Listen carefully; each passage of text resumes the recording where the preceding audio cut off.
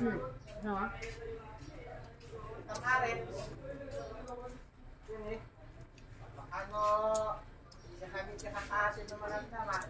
Nangyari sa'yo, Nene. Kailangan kumain. Dumidikit. Ha? Dumidikit.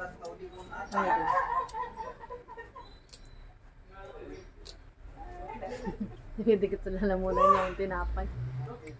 Tapos na.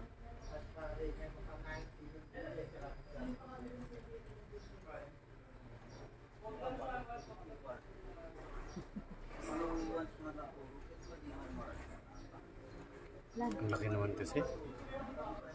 Dito dumidikit sa lalamunan. Lalamunan niya lang alam. Ngalang-alang. Sa sangipin niya. Diba nakakain? Gusto niya yung palaman eh. Gusto niya yung peanut butter.